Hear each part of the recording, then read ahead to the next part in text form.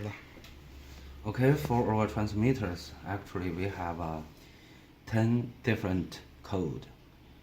The first one, the code 0, is unique for each transmitter, but the code 1 to code 9, they are all same.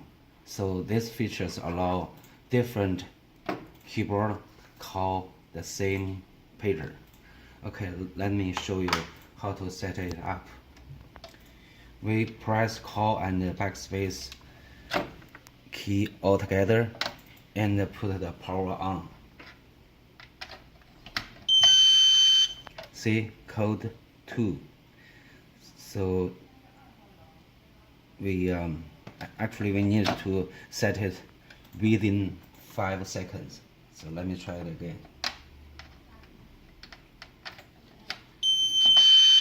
Code 2 we set to code 5, and we set this one to code 5 5. Okay, let's register the pager.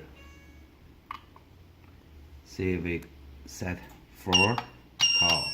Okay, it's 4,